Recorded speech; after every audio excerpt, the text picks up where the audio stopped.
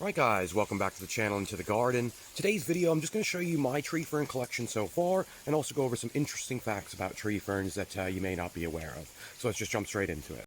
So just as we go through, I'll start with my smallest trunks and work our way all the way up to the largest. Now, just down here you can see this is a small baby Dicksonia Antarctica. This went in the ground last year. It's got a very small startings of a trunk, and what you may see down here is it has split. So this is actually a double head. So it's going to be a sort of twin trunked as it grows. Again, these are very slow growing plants. You should expect somewhere in the order of 1 inch to 2 inches per year growing in the UK. Now, with the Dicksonia Antarctica Tree ferns, they are among one of the oldest species of plant in the world, so predating the dinosaurs, as well as a lot of the kind of flowering plants here. So a very interesting, kind of cool plant that we can still grow, and again, will do okay in our sort of UK climate.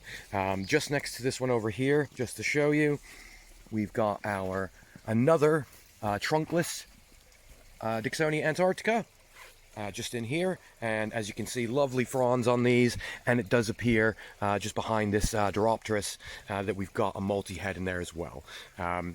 Now, just coming this way, just to show you my 1 foot Dicksonia. So this is a 1 foot trunk, and I'll just show you the trunk underneath here. Now, when it comes to talking about tree ferns, it is a bit of a myth in regard to trunk. It is not a true trunk like you would find on a tree, so it's not like a woody trunk or anything like that. It is simply a rhizome, and as you can see under here, and I'll try and come in a bit closer, what we are looking at is essentially sort of a root mass that grows up here. So it is not actually a true tree when we are talking about these here. Now, with the Dicksonia Antarctica, typically when you do get them, they will have 3 years worth of flush or new fronds in the center here. So what we are seeing when we have them for the first year or two is actually what growth they would have in the natural environment that they're in. Following from that, of course, one thing to mention with the tree ferns is, if you are involved in some of the UK groups or some of the tree fern groups and things like that, you may see everyone constantly talking about water, water, water. And while this is true, it is a bit of a myth. What we're actually trying to do is boost the humidity around the plants. Water itself doesn't sort of retain in the trunk. It does sort of drain out, but what we're trying to do is create that environment that they are used to. So where they do come from, sort of Australia, Tasmania, they will be really probably experiencing sort of up to 5 times more annual rainfall than we would get even in the UK. So what we're doing is really just trying to create that moist environment for them. Now, of course, with these as well, bearing in mind where they come from, this is an understory plant that would be grown under eucalyptus. So typically they're going to be dappled shade to full shade, but with these, they can take full sun as well. But once again, we just need to bear in mind that water requirement or the humidity requirement on that side. So as you can see just in here, this is a 2 foot trunk that has gone in this year, and as we come around this way, you can just see lots of the new fronds coming out here. Probably some of the largest fronds I've got in the garden at the moment. Now, once again, this is going to be due to its previous environment. We really won't know how well it's doing until sort of 3 years time when the new fronds come out that have been produced in the UK as opposed to what's been shipped here. Now, another thing to mention with these guys is any sort of trunk like this typically is going to be harvested in its natural environment in, say, Australia, places like this, and then shipped over here on a container. Now, one interesting thing about the Dicksonia Antarctica is these really, you would assume that, maybe seeing them more recently, it's a tropical trend these days. But with that said, they do date back, previous in the UK back to the sort of Victorian era and even before that. Typically, these would have originally been sent over as ballasts on ships. And of course, once they actually got here and started to regrow, they realized that they could be shipped and transported and became somewhat of a sort of botanical something that everybody wanted at the time. So you may see in things like Kew Gardens and Kent, various botanical gardens, some very, very old examples of these tree ferns growing with massive trunks on them.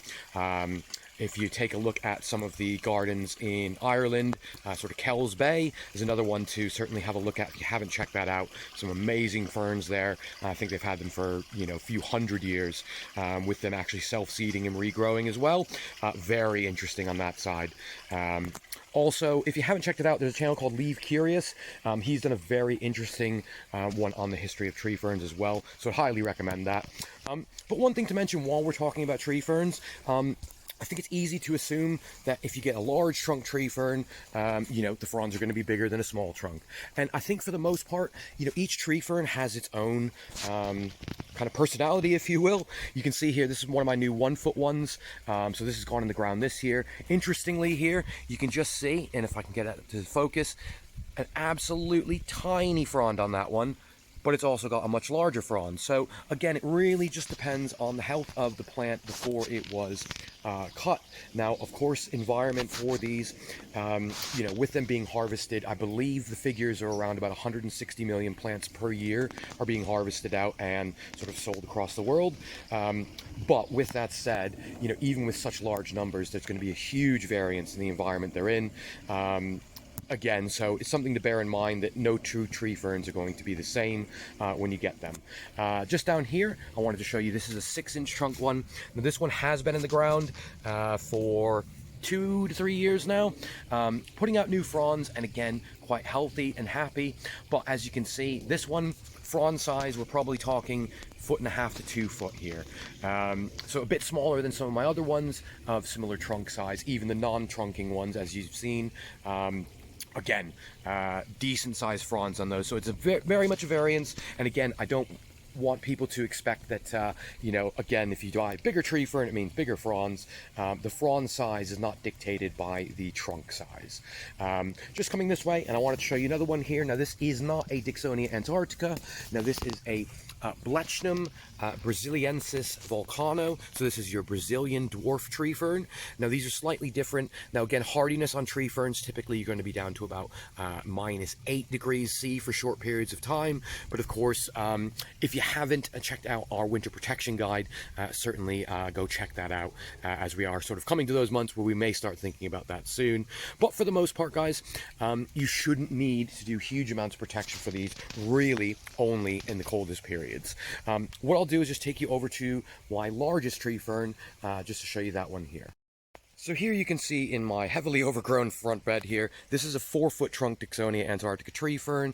As we've got a bit of rain at the moment, it is pulling the fronds down slightly. Now, one thing to mention with the tree ferns, again, as it's not sort of a flowering plant, doesn't produce seed, anything like that. So typically these are started by the spores, which would be underneath the fronds when it grows.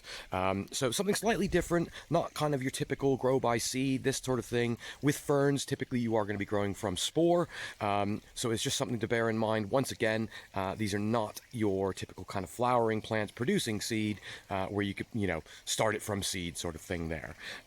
Just as we pan this way, and just to show you here, as we kind of look out over our sort of tree fern area here, you've got your 2 foot and another 2 foot there. And again, another thing to mention with tree ferns as well is, some tree ferns will put out 1 flush per year, so they'll start in the sort of May, June time, put out 1 flush of all of its fronds, while others will put out fronds as it goes throughout the year.